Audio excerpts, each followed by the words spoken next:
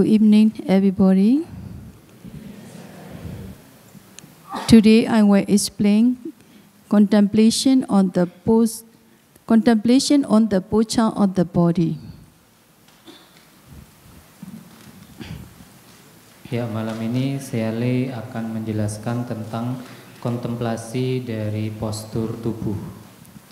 The second subsection on the commentary of the body is called the pocha of the body.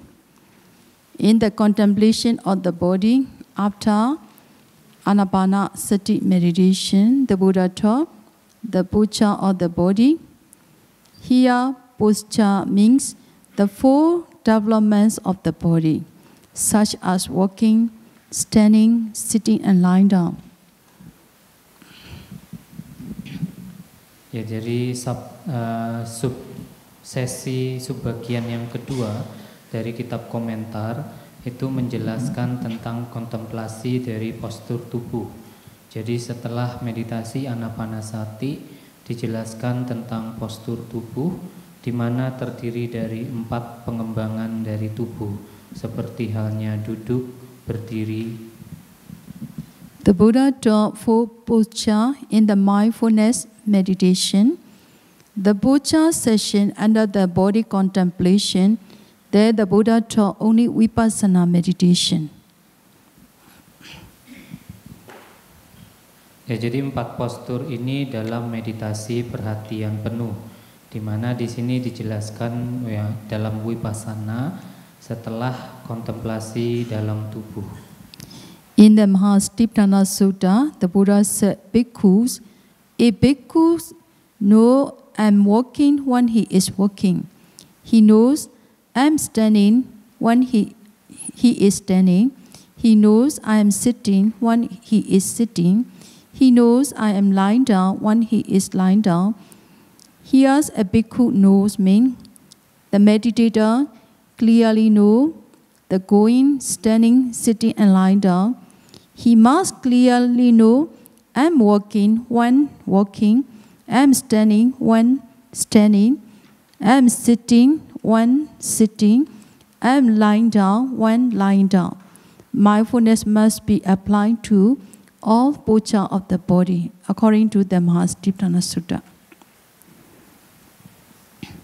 Ya, jadi dijelaskan di dalam Mahasatipatthana Sutta, Buddha berkata, "Wahai bhikkhu, seorang bhikkhu mengetahui bahwa saya sedang berjalan ketika dia sedang berjalan. Kemudian saya sedang berdiri ketika dia sedang berdiri. Saya sedang duduk ketika dia sedang duduk. Saya sedang berbaring ketika dia sedang berbaring." Jadi dengan cara demikian, bhikkhu di sini merujuk kepada seorang meditator, di mana meditator mengetahui ketika dirinya sedang pergi atau berjalan, kemudian sedang berdiri, sedang duduk maupun sedang berbaring, mengetahui dan menyadari dengan jelas ketika seorang meditator berada dalam 4 postur tersebut, menjaga perhatian penuhnya di dalam keseluruhan 4 postur. In the commentary explained, while walking, bhikkhu understand I'm walking.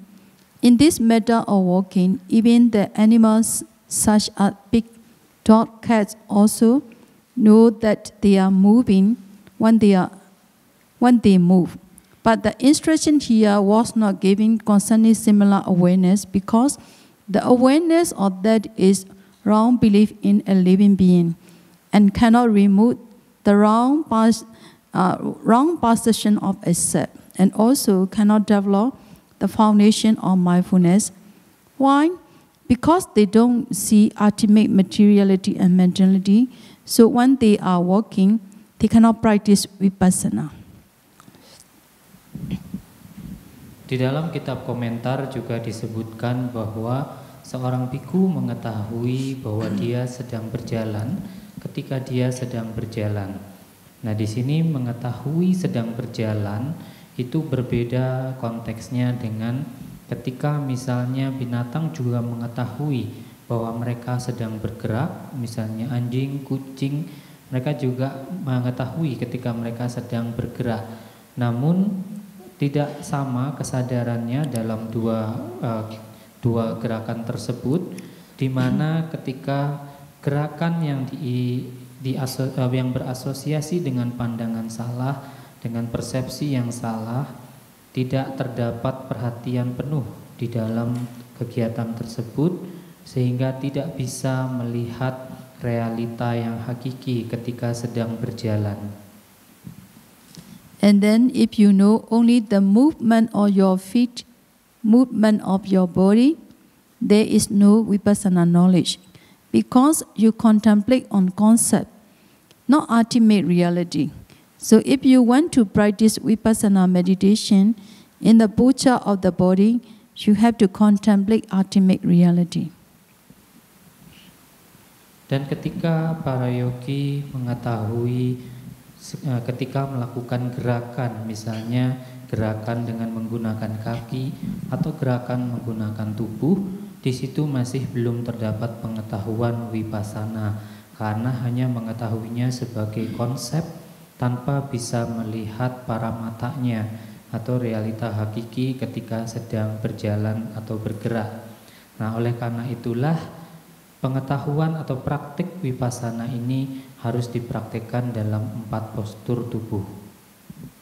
And then how to practice walking meditation? When we practice walking meditation, we have to see the intention and movement clearly. Going or walking is caused by intention to walk or go. When there is intention to walk or to go, there will be going or walking. Jadi bagaimana untuk berlatih meditasi berjalan? Di situ ketika melaksanakan praktik meditasi berjalan, melihat dengan jelas keinginan untuk berjalan atau keinginan untuk bergerak. Jadi setelah adanya keinginan untuk berjalan atau bergerak, barulah tubuh ini akan berjalan atau bergerak. And then when we are walking, how do we see ultimate reality? We have to know this. If there arise the thought, I shall walk, that thought produces the kalapa. Those kalapa are called Cetaja Rupa kalapa. In one kalapa, a kind of Brahmata Rupa, such as earth element, water element, fire element, wind element, kala, smell, taste, nutritive essence. So, in the many Cetaja Rupa kalapa, the process of wind element is predominant. So, then this predominant of wind element produce expression that is bodily movement, which is indicate walking. The moving of the whole body through the diffusion of the process of wind element is called walking. Nah, kemudian ketika melakukan meditasi jalan, bagaimana untuk bisa melihat paramata dhammanya atau realita hakiki ketika sedang bermeditasi jalan? Nah, di sini ketika seorang meditator memiliki keinginan atau pikiran, saya akan berjalan, maka dari pikiran kehendak untuk berjalan tersebut dimunculkan klaster-klaster materi yang disebut sebagai citaja kalapa. Citaja kalapa itu adalah klaster materi yang dihasilkan oleh pikiran. Nah, di dalam citaja rupa kalapa ini terdapat minimal 8 jenis materi, yaitu seperti yang sering dijelaskan oleh Seali, ada elemen tanah, elemen api, elemen air, elemen udara, kemudian ada warna, ada rasa, ada bau, dan juga ada nutrisi. Nah, jadi begitu banyak citaja kalapa yang dihasilkan ketika kita ingin berjalan. Nah, dari situ di antara klaster materi tersebut, elemen air, elemen udara atau elemen angin ini yang lebih dominan ketika kita melakukan gerakan berjalan. Dari adanya dorongan elemen angin inilah ini yang mengindikasikan adanya pergerakan dalam tubuh, sehingga kita melakukan pergerakan dalam tubuh, dari pergerakan tubuh oleh karena karakter dorongan dari elemen angin. And then in walking, there are two types of materiality. Carry materiality and being carried materiality. The thought I shall walk, that thought produce many kalapa. According to the Abhidhamma, within 1 second, many billion of consciousness can arise. One consciousness produce many cetaja rupa kalapa. In each kalapa, there are 8 types of materiality. Among these 8, the wind element is predominant. It produces bodily intimation, kaya vinyati, which indicate the walking. So, the body action happen according to the meditator's desire. Those cetaja rupa and bodily action, kaya vinyati, are called carrying materiality. Carrying. Ya, jadi di dalam meditasi berjalan ada 2 jenis materi, yaitu materi yang membawa, carrying like to carry. Yes. Materi yang membawa dan materi yang dibawa. Ya, jadi ada materi yang membawa dan materi yang dibawa. Nah, di sini dari keinginan untuk berjalan, saya akan berjalan. Di sini dihasilkan banyak klaster materi atau kalapa, di mana seperti Buddha mengajarkan itu dalam 1 detik saja bisa ada miliaran kesadaran yang muncul, dan setiap satu kesadaran ini akan menghasilkan yang disebut sebagai citaja rupa kalapa tadi. Nah, di dalam citaja rupa kalapa terdapat 8 jenis materi, di mana 8 jenis materi ini menghasilkan gerakan dari tubuh kita. Nah, jadi ketika ada gerakan dari tubuh berdasarkan pada keinginan untuk bergerak, kemudian di situ terdapat citaja rupa, di mana itu adalah berupa gerakan dari tubuh kita, maka ini yang disebut sebagai materi yang membawa. And then in our body, in eye door, ear door, nose door, tongue door, body door, and mind door. There are many karma produce materiality, kamaja rupa. Mind produce materiality, cetaja rupa. Temperature produce materiality, udaja rupa. And then nutriment produce materiality, haraja rupa. Those materiality are called carried materiality, because when we are walking, they are carried by cetaja rupa and bodily action. So this is active emphasis, no? Carrying and carried. Okay? Carrying rupa and carried rupa. Nah, kemudian di dalam tubuh kita, di ke-6 pintu indera, baik itu indera mata, indera telinga, indera hidung, indera lidah, indera badan jasmani, dan juga indera batin. Di ke-6 pintu indera tersebut, di dalamnya terdapat pula klaster-klaster materi, baik yang dihasilkan oleh kama, yaitu kamaja rupa, klaster materi yang dihasilkan oleh temperatur, yaitu utuja rupa, klaster materi yang dihasilkan oleh pikiran, citaja rupa, dan klaster materi yang dihasilkan oleh nutrisi atau aharaja rupa. Nah, ke-4 jenis rupa kalapa ini disebut sebagai materi yang dibawa. Jadi ketika berjalan, ke-4 materi ini, ke-4 klaster dari materi ini dibawa oleh citaja rupa dan juga gerakan dari badan jasmani.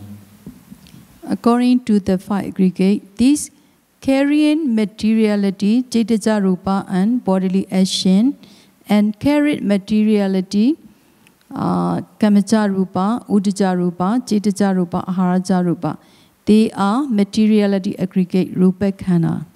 The thought I shall walk is the 4 types of mental aggregate, such as feeling aggregate, perception aggregate, consciousness aggregate, formation aggregate. And then these 4 types of mental aggregate happen according to the Abhidhamma, the thought I shall what, which is the mind or thought process. In that mind or thought process, there are mind or advaring consciousness and 7 impulsion arise. That means 7 Javana Citta arise, no? And then there are 12 mental formation in the mind or advaring consciousness, 32, 34, 33 or 32 mental factor in each impulsing consciousness. So the mental formation are 4 mental aggregate. How we can know 4 mental aggregate? For example, 12 mental formations from the mind or advaring consciousness. They are Citta, Phassa, Vedana, Sanya, Cetana, Ekagata, Jivita, Manasikara, Vitaka, Vichara, Atimokha, Viriya. Among these 12 mental factors, Citta is called Vijnana Khana. Vedana is Vedana Khana. Sanya is Sanya Khana. Remaining mental formation are called Sankhara Khana. Just now I already explained carrying materiality and carried materiality is Rupa Khana. So when we are walking, we have to see 5 aggregate. So when we practice walking meditation, we have to understand that not I am walking, they are 5 aggregate. Ya, jadi berdasarkan juga pada 5 agregat atau gugusan kehidupan, di sini yang termasuk ke dalam materi pembawa yaitu citaja, rupa kalapa, dan juga gerakan dari tubuh. Ini disebut sebagai rupa kanda. Begitu juga dengan materi yang dibawa, yaitu mulai dari kamaja rupa, citaja rupa, utuja rupa, dan aharaja rupa. Jadi semua ini termasuk ke dalam rupa kanda atau gugusan kehidupan berupa materi. Nah, kemudian pikiran untuk keinginan untuk berjalan, di dalamnya terdapat 4 gugusan kehidupan atau agregat, di mana keempat jenis agregat ini adalah nama kanda, 4 agregat dari batin. Nah, jadi ketika ada keinginan saya ingin berjalan, kemudian gerakan berjalan, saya akan berjalan, dari situ akan memunculkan yang disebut sebagai proses pikiran yang muncul pada pintu batin. Nah, di dalam proses pikiran tersebut terdapat beberapa jenis-jenis kesadaran dan juga faktor batin, di mana diantaranya terdapat 7 jawana. Jadi ada 7 momen jawana berproses. Kemudian ada yang disebut sebagai 12 formasi dari batin. Kemudian diikuti juga oleh 32, 33 ataupun 34 faktor batin. Nah, di sini ketika diuraikan dari 12 formasi batin ini terdiri dari 1 kesadaran yaitu citta. Kemudian ditambah dengan 7 faktor batin yang selalu muncul di setiap kesadaran. Itu mulai dari Phassa, Vedana, Sanya, Cetana, kemudian Ekagata, Ciwitindriya, Manasikara. Kemudian ditambah dengan Vitaka, Vicara, Adimokha, dan Viriya. Nah, jadi di dalam 12 formasi batin ini, cita atau kesadaran termasuk ke dalam winyana khanda. Kemudian sanya, cetasika, faktor batin sanya termasuk ke dalam sanya khanda. Kemudian wedana cetasika, faktor batin wedana termasuk ke dalam wedana khanda. Dan sisanya dari faktor batin yang muncul itu disebut sebagai sankhara khanda.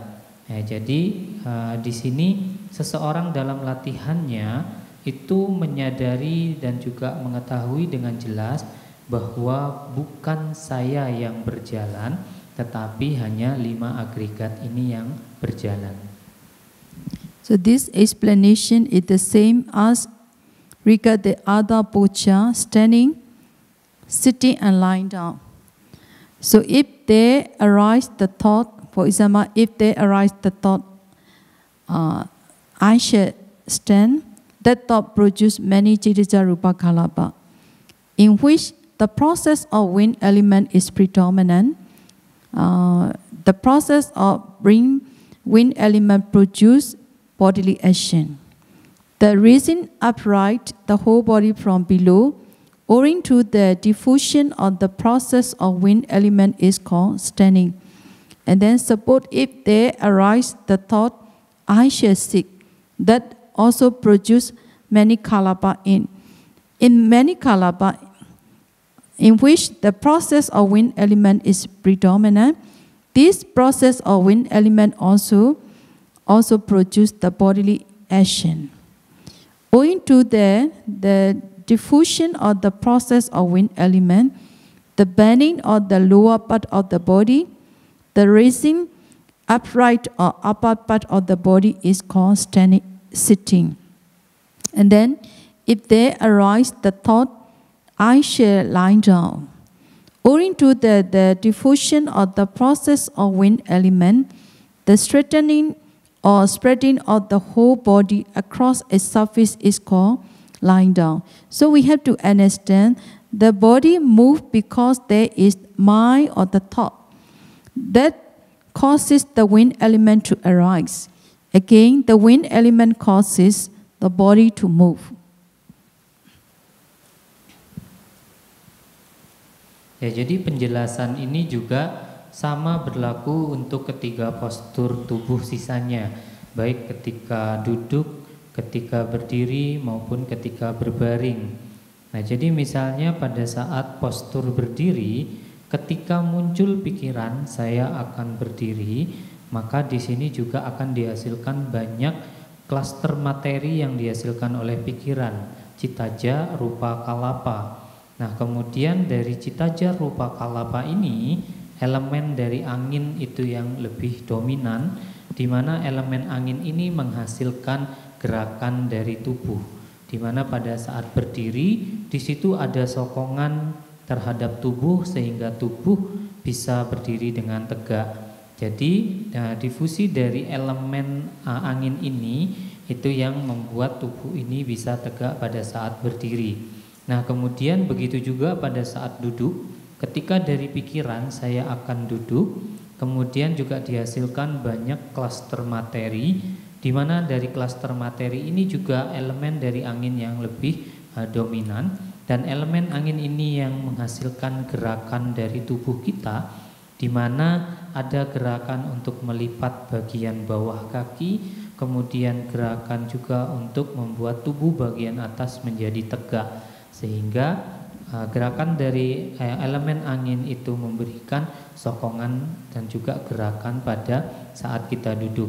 Nah, kemudian juga pada saat berbaring ini sama, jadi elemen dari angin ini juga yang menghasilkan gerakan untuk meluruskan badan kita untuk berbaring. Nah, jadi oleh karena itulah dari keempat postur tubuh ini dipahami adalah dari munculnya pikiran atau keinginan untuk bergerak, maka di situ akan menghasilkan klaster materi, dan di antara klaster materi tersebut elemen angin yang lebih dominan akan menghasilkan gerakan tubuh. So if there is no mind that want to move, there is no movement. The mind that want to move is the causes. The movement is the effort. So when we are walking, standing, sitting, and lying down, we should contemplate. Because of the mind want to move, the process of wind element produce the bodily action. And also we have to contemplate our body as 5 aggregates. After that, we should discern the causes of 5 aggregates. Then we can practice vipassana, the arising and passing away of 5 aggregates, and their causes are impermanence, suffering, and namesake. When the mindfulness is firmly established in the mind, or those who practice meditation, watch the going, standing, sitting, lying down. This is called the foundation of mindfulness. If we practice like this, we can say that we understand when I am walking, I know I'm walking. When I am standing, I know I am standing. When I am sitting, I know I'm sitting. When I am lying down, I know I am lying down. Jadi di sini jika tidak ada pikiran untuk melakukan gerakan, maka tidak akan ada gerakan. Oleh karena itulah pikiran di sini adalah sebagai asal mulanya atau pengkondisinya. Kemudian gerakan tersebut adalah hasil yang dihasilkan. Nah, jadi kita melakukan praktik kontemplasi terhadap keempat postur tubuh ini, di mana kita merenungkan, kita mengkontemplasikan bahwa dengan adanya pikiran untuk melakukan gerakan, maka di situ elemen udara akan mengkondisikan tubuh ini untuk bergerak. Kemudian kita juga melakukan kontemplasi terhadap keempat postur tubuh tersebut berdasarkan kepada 5 agregat. Asal mula dari kelima agregat tersebut, kemudian dari situ latihan vipassana kita kembangkan menjadi memahami kemunculan dan juga padamnya atau hilangnya fenomena dari keempat postur tubuh tersebut. Nah, dengan cara seperti ini, ketika perhatian murni kita sudah terbangun, sudah terbentuk pada 4 postur tersebut, maka dari kita melakukan keempat postur tersebut selalu diiringi dengan perhatian murni. Inilah yang dikatakan sebagai mengetahui ketika sedang berjalan, ketika sedang berdiri, ketika sedang duduk, maupun ketika sedang berbaring. So here we have to understand the ultimate materiality and mentality, or the intention or movement that exists at one moment. They don't exist the next moment. So they just appear at the moment, then they disappear at this moment. And then at the next moment, there arise new intention and new movement.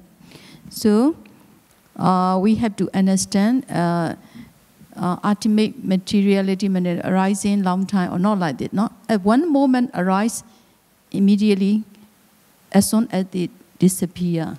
So next moment, next intention and next ultimate materiality, ultimate mentality arise. Ya, jadi dari sini kita harus memahami bahwa paramata dhamma dari materi dan juga batin, juga di dalam keinginan ketika kita ingin melakukan gerakan, semua fenomena ini muncul hanya dalam satu momen saja. Mereka tidak muncul secara terus-menerus, di mana muncul pada satu momen, satu sub-momen ini kemudian akan juga hilang pada sub-momen berikutnya. Nah, oleh karena itu kita seyogianya tidak memegang pemahaman bahwa fenomena batin atau materi ini muncul dalam waktu yang lama, tetapi mereka hanya muncul dalam waktu yang sebentar saja, kemunculan dan juga diiringi dengan padamnya fenomena tersebut. Ketika ada keinginan yang baru, di situ akan memunculkan pergerakan yang baru, dan di situ juga materi dan juga batin yang baru akan muncul. So we have to understand when we practice walking meditation, sitting meditation, lying down meditation, or standing meditation, because of our mind want to walking, want to standing, want to sitting or lying down. No? So mind can produce Cetacca-rūpa. From Cetacca-rūpa Vayo element predominant. From this Vayo element can produce the bodily action or the four pocha. No? So we have to see step by step. If possible, we can see, we know only ultimate materiality, ultimate mentality. So when we walking, standing, sitting, lying down, we have to practice 5 aggregate. Not only the body movement. The body movement is just now I already explained. In the commentary explained. Only we know the body movement is, even though the animal also they can know. we have to see an ultimate stage. And then we have to understand, because our mind desire to move from this thought, no? This thought can produce the Cetacca Rupa arise. From the Cetacca Rupa, the Vayu element, wind element is predominant. From wind element become movement or bodily action arise, no? Can produce. So we have to understand, walking meditation, that just walking is not enough. We have to see 5 aggregate according to commentary. Okay? Ya, jadi dari penjelasan ini kita semua harus memahami bahwa ketika kita melakukan meditasi, baik meditasi jalan ataupun meditasi duduk, meditasi berbaring ataupun meditasi berdiri, maka di sini kita memahami dari batin yang ingin melakukan gerakan duduk, gerakan berjalan, gerakan berdiri ataupun gerakan berbaring. Dari batin yang ingin melakukan gerakan tersebut kemudian akan menghasilkan klaster materi yang lahir dari pikiran, cita jarupa. Kemudian dari cita jarupa ini elemen angin atau wayu dhatunya itu yang adalah dominan dalam tubuh kita, sehingga itu yang menghasilkan gerakan dari tubuh. Nah, jadi latihan meditasi pada 4 postur ini harus dilakukan tahap demi tahap, dan latihan ini baiknya adalah dibawa hingga pada kita bisa menembus atau melihat realita yang hakiki atau paramatha dhamma pada keempat postur tersebut. Jadi melakukan kontemplasi pada 4 postur tersebut berdasarkan pada 5 agregat. Jadi tidak hanya kita mengetahui bahwa kita sedang bergerak, ini berdasarkan pada kitab komentar. Jika kita hanya mengetahui kita sedang bergerak, maka binatang juga mengetahui ketika mereka sedang bergerak. Nah, oleh karena itulah latihan meditasi ini harus kita lakukan hingga bisa melihat pada paramatha dhammanya atau realitas hakiki ke dalam 4 postur tubuh tersebut. Jadi dari cita jarupa, kemudian wayu dhatu menghasilkan gerakan tubuh. Inilah bagaimana kita harus memahami, karena hanya mengetahui kita sedang berjalan ataupun berdiri itu tidak cukup. So just now in the beginning I already explained, after we see 5 aggregate, we have to practice vipassana meditation. In the bodily posture action, in the Mahastipatthana Sutta, the Buddha taught, this session is that we have to practice vipassana meditation. So after we see 5 aggregate, and then we have to practice these 5 arising and passing on these 5 aggregate as impermanent, suffering, and namesake. Whatever puja, walking, standing, sitting, or lying down. So to practice, to see 5 aggregate or to practice vipassana, before we practice this posture action, we have to learn how to see rupa, how to see the nama, and then how to see their causes. So if we don't know, we cannot practice how to see Paramatha Nama Rupa. When we walking, standing, lying down, we cannot see Paramatha Nama Rupa. So before practice this 4 pocha, we have to learn how to practice rupa, how to see the rupa, Paramatha Rupa, how to see the Paramatha Rupa. We have to learn before practice, okay? Ya, oleh karena itulah apa yang dijelaskan baru saja itu, jadi ketika kita sudah bisa melihat 5 agregat, kemudian kita melakukan meditasi vipassana, di situ kita melakukan praktik pada 4 postur tubuh. Nah, di sini di dalam Mahasatipatthana Sutta juga disebutkan di seksi atau di bagian pada latihan meditasi vipassana, ini harus diawali dulu dengan kita sudah bisa memahami tentang 5 agregat, kemudian melihat kemunculan dan juga padamnya 5 agregat tersebut sebagai ketidakkekalan, kemudian tidak memuaskan dan juga tanpa ruh. Jadi oleh karena itulah kita berlatih terlebih dahulu untuk bisa melihat 5 agregat ini sebelum kita bisa berlatih meditasi vipassana pada keempat postur tubuh. Kita harus terlebih dahulu berlatih untuk bisa melihat fenomena dari materi, rupa, fenomena dari batin, nama, dan juga asal mula kemunculan fenomena tersebut. Karena jika kita belum mengetahui atau belum bisa melihat fenomena tersebut, maka tidak bisa juga berlatih secara vipassana untuk melihat paramatha dhamma yang ada sebagai nama dan rupa pada 4 postur tubuh. Especially we have to learn from the citta, from the mind, how produce the citta rupa. We have to understand from citta rupa, while element predominant also we have to understand. Huh? So before practice walking meditation, we have to understand how to practice, how to see the citta rupa from the mind, how produce citta rupa. This is the most important. Okay. Dan juga latihan ini terkhusus kita melihat untuk memahami bagaimana pikiran itu akan menghasilkan cita jarupa. Jadi proses pikiran menghasilkan cita jarupa, dan juga kita harus bisa melihat secara langsung bagaimana elemen angin wayodhatu itu juga akan menghasilkan gerakan dari tubuh. Oleh karena itulah penting untuk memahami fenomena tersebut sebelum berlatih meditasi vipassana terhadap 4 postur tubuh. So after understanding every puja, we have to mindful.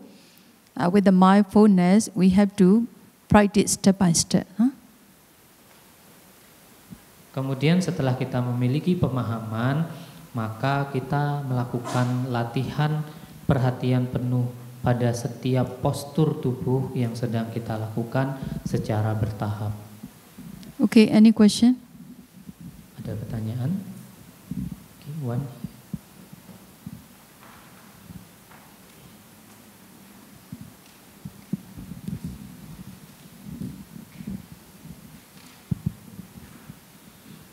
Ya, Soki Hotu saya mulai.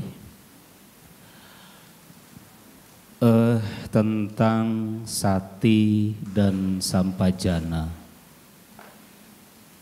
Pertanyaannya ada 2. Yang pertama, mengapa kedua hal tersebut tidak bisa dipisahkan? Artinya satu kesatuan. Dan yang kedua, pertanyaan kedua, kapan sati dan sampajana tersebut dipraktekkan? Terima kasih. The question is about sati and sampajanya. So the first question is why sati and sampajanya cannot be separated, inseparable, and also when to practice sati and sampajanya. Sati is the mindfulness. Because of the mindfulness, we clearly understand is called sampajanya. Actually, they are separate, but when we practice together happen. First is because of mindfulness, we clearly understand is sampajana. Okay? Okay. Jadi yang pertama itu sebenarnya 2 kata yang berbeda ya. Sati itu perhatian murni, perhatian penuh, dan juga sampajanya itu berarti bisa melihat dengan jelas atau memahami secara jelas ya. Jadi sesungguhnya mereka 2 kata yang terpisah, tetapi dalam latihan itu mereka bisa muncul secara bersamaan. Dari kita mempraktikkan perhatian murni, maka di situ akan bisa memahami atau melihat dengan jelas. Sati is to knowing, to remembering the object. After that, we clearly understand to that this is the rupa, this is the nama, this is called sampajanya. Okay? Ya, jadi sati itu untuk mengetahui, untuk mengingat objeknya. Kemudian ketika kita bisa memahaminya dengan jelas bahwa ini nama, seperti itu yang disebut sebagai sampajana. And when to practice sati and sampajana? When. So, if he want to practice not only, yes, mindfulness or Mahastipatthana Sutta explain Kaya Nupassana, Vedana Nupassana, Citta Nupassana, all the Nupassana, mindfulness and sampajana all need. Even though practice Anapana also, this is include in contemplation of the body, no? In the body, Anapanasati practice also, sati is very important. Without remembering, without mindful on the in-breath and out-breath, he cannot understand, he cannot know awareness with the sampajana. So every meditation he practice, mindfulness and sampajana is important. Huh? Ya, jadi kalau kita lihat jika ingin mempraktekkan ini mengacu kepada Mahasatipatthana Sutta, itu di 4 kontemplasi baik terhadap tubuh, terhadap perasaan, terhadap pikiran maupun terhadap dhamma. Jadi di keseluruhan proses dari kontemplasi tersebut, kemudian terdapat juga meditasi anapanasati itu dalam kontemplasi di dalam tubuh. Nah, dalam praktek meditasi anapanasati ini juga sati itu sangat penting, karena tanpa sati kita juga tidak bisa menaruh perhatian pada nafas masuk dan nafas keluar. Nah, oleh karena itulah sati sampajana ini dibutuhkan dalam setiap latihan apapun. So there is no mindfulness, he will not clearly understand the object. Okay? Jadi ketika tidak ada sati, perhatian murni, itu tidak akan bisa mengetahui dengan jelas objeknya. Okay. Any question? Ada lagi pertanyaan? Okay, if no question, you continue other. Oh, ya.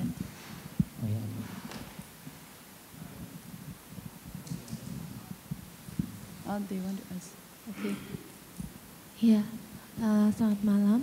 Mau tanya aja, tadi kan kalau misalnya kita mau melakukan gerakan duduk jalan itu kan juga ada 8 elemen itu, tapi yang mendorongkan adalah angin. Kalau misalnya orang yang, mohon maaf kalau misalnya lumpuh kakinya, nah itu gimana ya 8 elemen?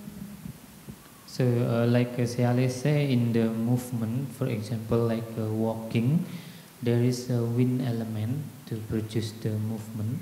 What about in the someone who is crippled? Crippled cannot walk. Cannot walk. Cannot walk. Yeah, crippled, they cannot walk. Paralyzed like that. Paralyzed or paralysis? Disable to walk. Lepyada cannot walk. So they also, any part, no, the movement, they have the vayo element, and the thought can produce the Jitija Rupa, and but this part cannot move, but other part can move. Okay? For example, leg cannot move, but other part still they can move. But in their, so if they want to move also, they have, how can I say that? This is the, how to say? Yes, cannot move is because of this part. I think that the Jitija Rupa cannot, produce or vayo element cannot. How can I explain this? Is maybe I will explain the first part. Yes. Ya, jadi memang pada misalnya yang kakinya tidak bisa digerakkan, atau bagi yang mungkin kena stroke ya, jadi tidak bisa digerakkan. Yaitu memang di bagian tersebut karena itu tidak bisa digerakkan ya, hanya khusus di bagian tersebut. Tetapi pikiran juga bisa, istilahnya itu bagian tubuh yang lain itu yang masih bisa bergerak. Jadi di bagian tubuh manapun yang masih bisa bergerak, itu artinya di sana ada pikiran untuk bergerak, dan dari pikiran ini dihasilkan materi-materi, dan salah satunya elemen dari angin itu yang membuat gerakan dari tubuh. Walaupun di satu bagian tubuh mungkin tidak bisa digerakkan ya, tetapi di bagian tubuh manapun yang bisa digerakkan.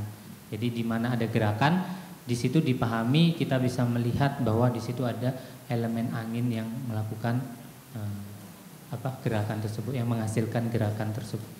Berarti kayak misalnya kakinya nggak bisa bergerak, berarti elemen anginnya itu nggak ada di situ atau gimana? So does it mean that there is no Wayu Dhatu in that part? How can I say that this is the okay lah? Different, eh? Yeah. Bodily intimation is Vinyati. Yeah, yes. Wayu Dhatu is also internal. Internally. Yes. But not as Vinyati. Right? No? Not as Vinyati. Kaya Vinyati. Kaya Vinyati cannot arise, cannot happen, I think. No? Wind element happen, but Kaya Vinyati cannot happen. Ya, jadi itu perlu dipahami, ini ada di bagian faktor batin ya, nanti bisa dipelajari lebih lanjut. Jadi di dalam faktor batin itu ada perbedaan antara Wayu Dhatu, elemen angin, dengan yang disebut sebagai Kaya Vinyati. Kaya Vinyati inilah gerakan. Jadi dengan adanya Wayu Dhatu ada Kaya Vinyati. Nah, pada saat ada kaki yang tidak bisa digerakkan, di situ ada Wayu Dhatunya di dalamnya. Cuma Wayu Dhatu ini tidak bisa menghasilkan Kaya Vinyati. Itu pergerakan dari tubuh ya. Jadi pergerakan dari tubuh itu faktor batin yang lain, cetasika yang lain. Okay. You want to ask? Jika seorang sudah berlatih meditasi, dia bisa fokus alaminya selama 2-3 jam, dan dia juga bisa fokus ke cahaya 2-3 jam. Bagaimana cara dia menyatukan cahaya itu menyatu ke dalam napas alaminya? Dan yang kedua, kalau dia sudah bisa berhasil menyatukan kedua cahaya sama napas alaminya menjadi satu, apakah itu petanda bahwa orang itu sudah siap untuk berlatih meditasi tingkat jana 1 ya? Apakah orang itu sudah siap masuk ke jana 1, belajar masuk jana tingkat 1, jana? Berhasil menyatukan napas alami dengan cahaya. Yeah, the question is when a meditator can concentrate on the breath for like 2 to 3 hours, and also can concentrate to the light for 2 to 3 hours. So, tadi pertanyaan pertamanya maaf.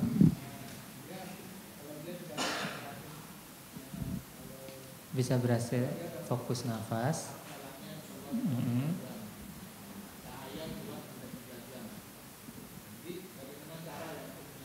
Oh ya, oke. Ya, oke. So when a meditator can concentrate on the normal breath for 2 to 3 hours, and then also can concentrate to the light for 2 to 3 hours, how to unite this light and the breath? That is the first question. How to make the light become one with the breath? And also the second question, when a meditator can make the light become one as the breath, so does it mean that he is ready to practice the first jhana? Sorry. Ready? Second one, I'm not clear. When the meditator can unite, so the light and the breath become one, so does it mean that the meditator is ready to practice for the first jhana? So first one is how to unite just when the nimitta appear, he can focus on nimitta or not? Just appear. The beginning, first question. Yes. He can concentrate on Yeah, nimitta 2 hours. No, the breath 2 hours. The breath Nimitta 2 to 3 hours. after And that. he asked, can focus to the light also 2 to 3 hours. No, I mean nimitta appear. He not yet focus. Nimitta cahaya ya tadi yang sebenarnya. He said as the light selling. The light. Yes. The light Light. appear 2 hours. 2 to 3 hours. 3 He hours. can focus on the light. Can focus the light. Yes. Can focus the light. Bisa fokus ke cahaya gitu ya. Yes. He can focus the light. Yes. So when he focus the light, he no need to pay attention the breath. His object should be only one. When he concentrate the breath, how nimitta appear, he should not pay attention to the light or nimitta. After that, when he focus the nimitta 2 or 3 hours, even though the breath appear, he should not pay attention to the breath. Because of the breath can appear antita jhana. There is the breath, but he should not pay attention. He only concentrate or focus on the nimitta. He should only concentrate on focus to the nimitta. This is the one question, no? Answer. Ya, jadi yang pertama itu kalau memang sudah bisa konsentrasi pada cahaya itu pada nimitanya ya selama 2 sampai 3 jam, berarti tidak perlu lagi konsentrasi pada nafas. Jadi nafasnya karena harus satu objek tetap ya. Kalau sudah bisa konsentrasi pada nimitta itu tadi 2 sampai 3 jam tadi, berarti tidak perlu lagi fokus pada nafas. Namun di awal ketika masih konsentrasi pada nafas, awal ketika bagaimana nimitta muncul atau cahaya muncul itu tidak perlu diperhatikan. Tapi ketika sudah bisa konsentrasi pada nimitta 2 sampai 3 jam, maka nafas tidak perlu lagi diperhatikan. Walaupun nanti nafas itu sebenarnya masih akan tetap bisa ada sampai tahapan jhana ketiga. Tapi pada proses ini kalau sudah bisa melihat nimitta 2 sampai 3 jam, nafas tidak perlu lagi diperhatikan.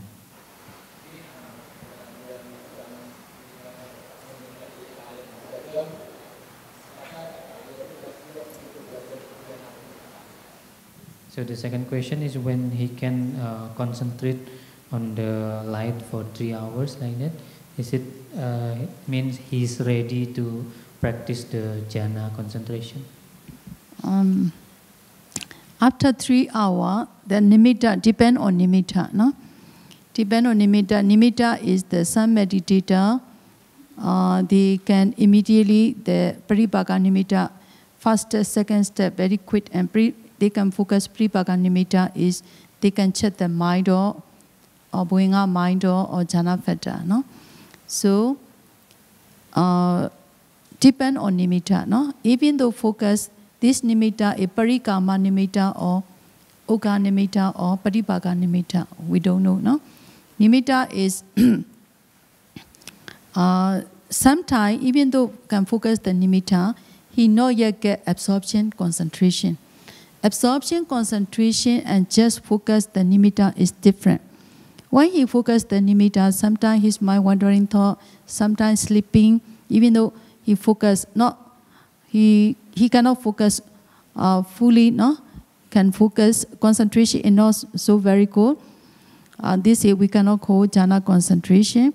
And the absorption concentration arise when his mind, no, without wandering thought, not sleeping mind, continuously he knows only one object. After that, he can check the Bhuinga mind door. So at that time, he is ready to attain the jhana. So the focus, the nimitta, is which kind, we also not yet check, no? Depend on meditator. Some meditator, they can focus parikama nimitta.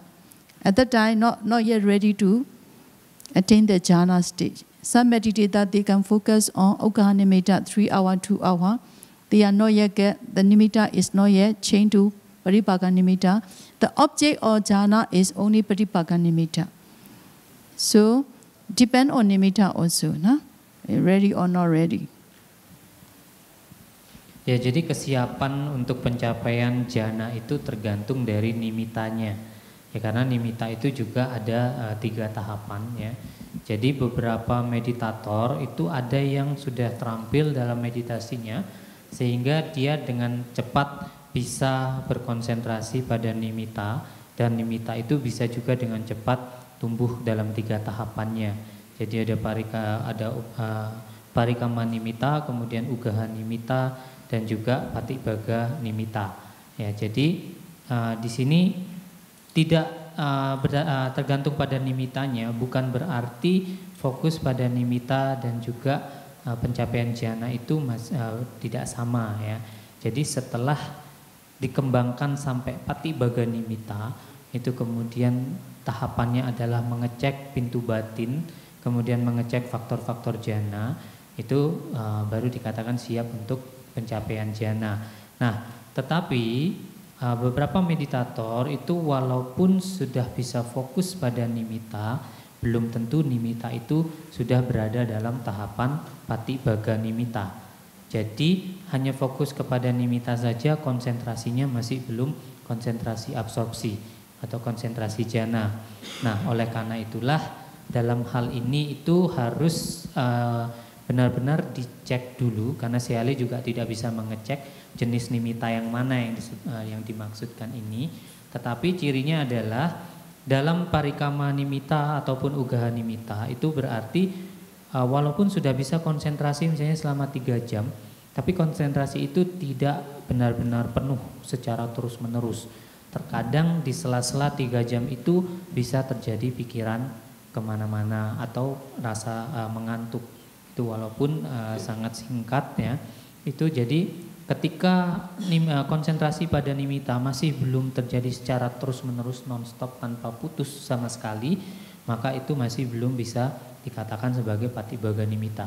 Tetapi kalau sudah bisa konsentrasi pada nimitta secara terus-menerus tanpa putus, maka itu bisa dikatakan sebagai patibhaga nimitta.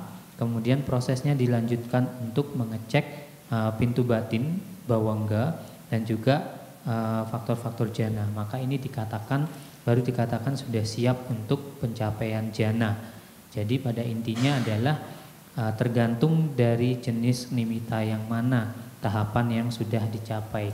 Karena terkadang beberapa meditator sudah bisa konsentrasi pada parikama nimitta selama 3 jam, tetapi belum bisa mengembangkan nimitta tersebut menjadi ugaha nimitta. Ataupun sudah bisa fokus pada ugaha nimitta selama 3 jam, tetapi belum bisa mengembangkan nimitta tersebut menjadi patibhaga nimitta. Seperti itu.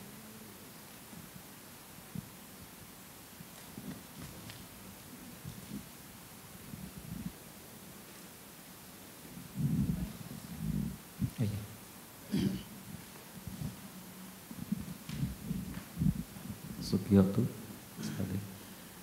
dikatakan pintu batin itu terletak di jantung. Apa yang terjadi dengan seseorang yang dilakukan pencakukan jantung dari orang lain? Itu yang pertama. Yang kedua, pada zaman Buddha ada beberapa murid Buddha yang bisa mencapai tingkat kesucian arahat dengan mendengar 1 atau 2 bait ajaran Buddha. Apakah proses mencapai tingkat arahat itu melalui proses seperti vipassana seperti ini atau ada cara lain?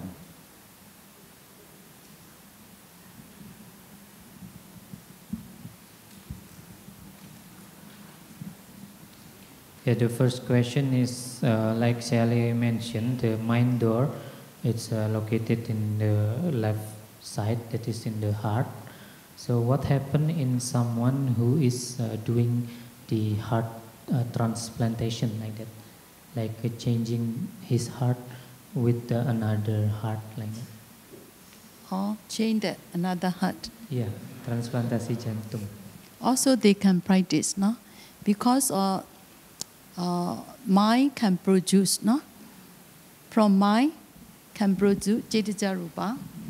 So in the heart also this is they already join, no? So they also can arise Cetija Rupa. From Cetija Rupa, the mind or no? The mind can stay, because even though heart change, but we have the state, the function of the mind. Huh? So, you know the heart chain is like the Buddha relic. No? Buddha relic we put with the bow. No? Just we chain the bow. Okay? The relic stay at like the function stay doing. Okay? Just chain the bow only.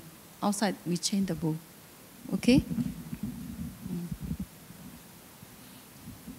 Ya, jadi itu masih bisa berlatih ya, karena bagaimanapun juga itu walaupun seperti tadi cangkok jantung ya, seperti istilahnya mengganti jantung, tetapi batin masih berfungsi, jadi masih bisa menghasilkan cita jarupa dan itu masih bisa melakukan latihan.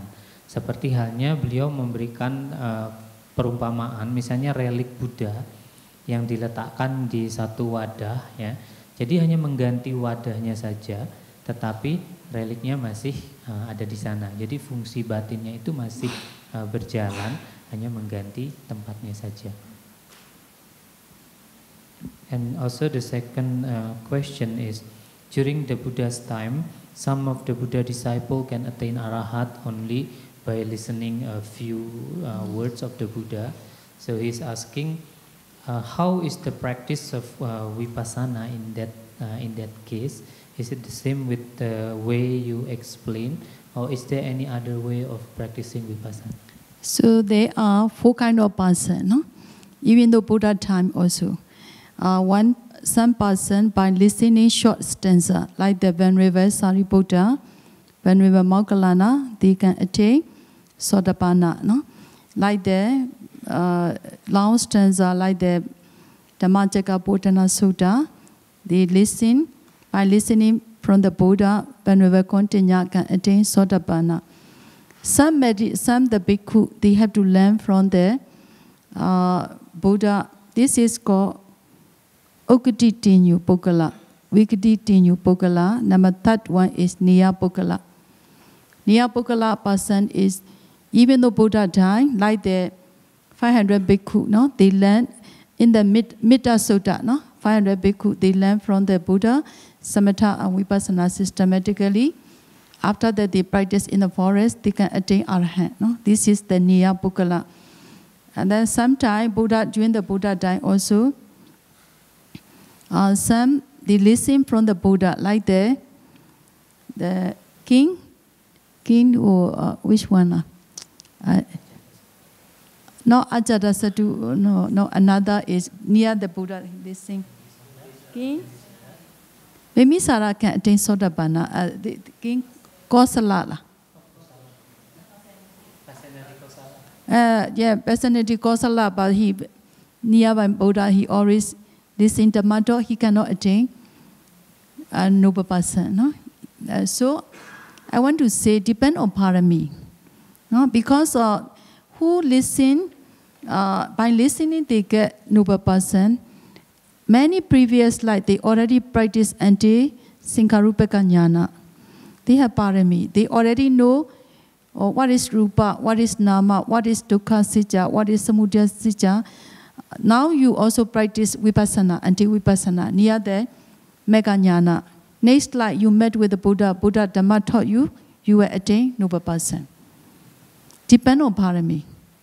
So if we cannot know, now also Buddha and the text say we have to use Paramattha Namarupa.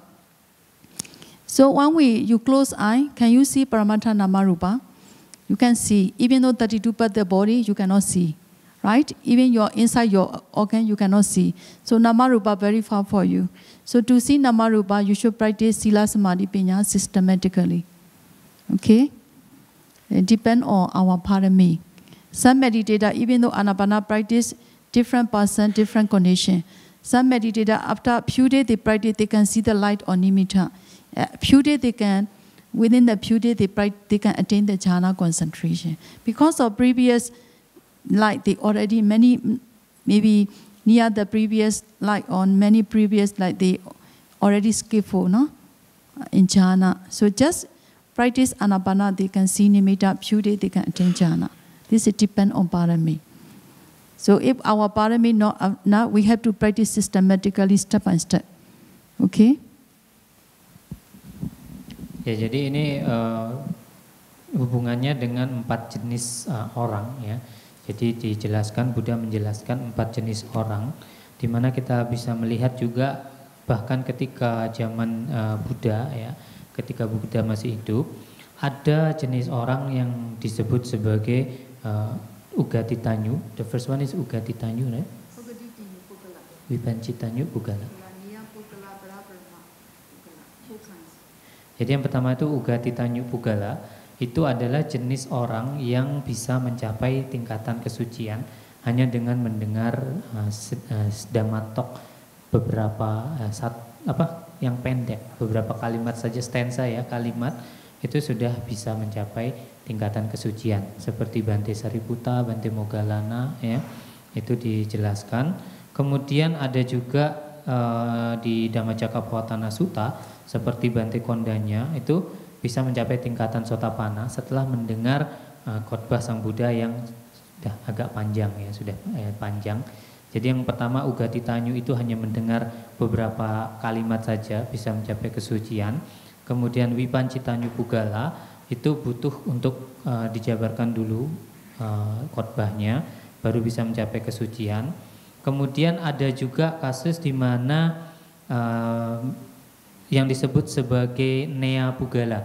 Nea Pugala itu seperti halnya 500 biku, itu yang bisa dilihat di Metasutta ya, di komentar dari kitab Metasutta. Itu di 500 biku yang berlatih meditasi setelah mendapatkan arahan dari Sang Buddha. Kemudian pergi ke hutan, berlatih meditasi samatha dan vipassana, kemudian mencapai tingkatan arahat. Itu yang disebut sebagai nea. Jadi perlu setelah mendengar ajaran, kemudian perlu untuk meluangkan waktu untuk berlatih seperti itu. Nah, yang keempat itu pada parama yang tidak bisa mencapai kesucian. Jadi misalnya di beberapa kasus, misalnya Raja Pasenadi Kosala ya. Raja Pasenadi Kosala walaupun selalu berada di dekat Buddha, sering mendengarkan khotbah Buddha, tetapi tidak bisa mencapai tingkatan kesucian. Ya, itu karena termasuk golongan keempat. Nah, oleh karena itulah bergantung pada parami masing-masing ya. Misalnya siswa-siswa Buddha yang bisa mencapai tingkatan kesucian hanya dengan mendengar sedikit uraian Dhammatok dari Sang Buddha, itu karena di kehidupannya yang lampau itu sudah sering berlatih ya. Jadi latihan wipassananya itu sudah sampai ke tingkatan pengetahuan Sangkarupeka Ñana. Jadi sudah mendekati pencapaian kesucian. Baik itu sudah dilatih di kehidupannya yang lampau atau di beberapa kehidupan yang lampau. Sehingga pada saat mendengarkan khotbah dari Sang Buddha itu latihannya mendukung pencapaian kesucian itu dengan cepat ya. Ya karena sudah sebelum kehidupan yang saat itu sudah sering berlatih dan latihan wipassananya sudah sampai pada pencapaian Sangkarupeka Ñana sebelum ke pencapaian kesucian. Nah, oleh karena itulah itu bergantung pada parami. Misalnya saja sekarang kita lihat, kita tidak bisa dengan mudah untuk bisa melihat nama dan rupa. Ya, misalnya ketika kita sedang meditasi, kita tidak bisa serta-merta bisa melihat materi dalam tubuh kita ataupun batin yang terjadi dalam tubuh kita, itu kita tidak bisa serta-merta melihat seperti itu. Nah, maka ini tergantung juga dari parami yang kita pupuk dari latihan baik dari kehidupan yang lampau ataupun kehidupan yang sebelumnya. Contoh saja misalnya retreat kali ini itu meditasi Anapanasati ya.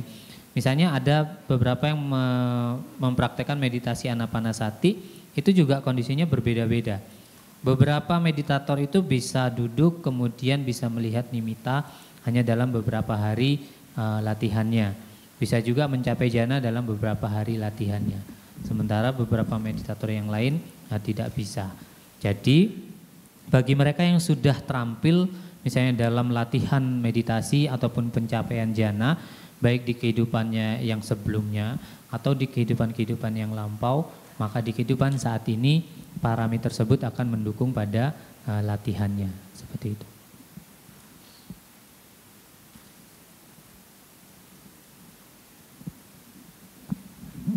Okay.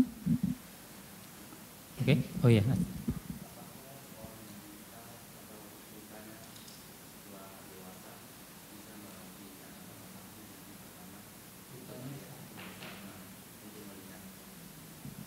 So, if someone during his life, not from birth, but during his life, maybe he become blind, but not from by birth, and then will that blind person can also practice meditation?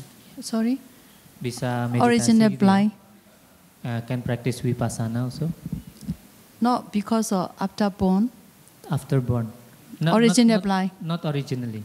After born, maybe in his life he get accident, maybe become They can blind. practice. They can practice vipassana. Bisa. If by birth blind, originally blind, can he practice? Originally blind is because of, I think it's because of, even though they are eye, Cekupasada, no? Cekupasada is destroyed, but mind, because of mind, not because of the eye, no? We practice with the mind. Okay, I think I can practice. Even if by birth also. But with the, to see the light is, we need, this is, I forget, this is the causes of, for the blind eye. I already know this one, I forget. Huh?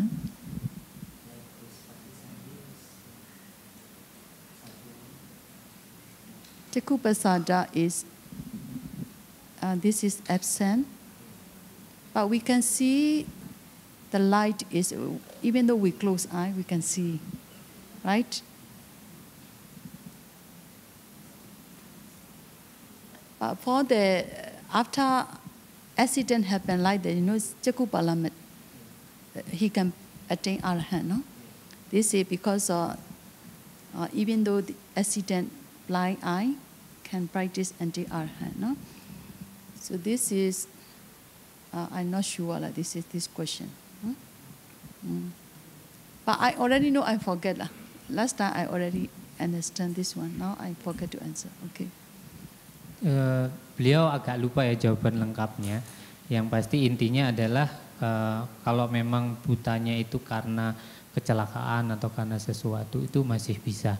Karena walaupun mata tidak bisa melihat, ya, tetapi batin masih bisa melihat.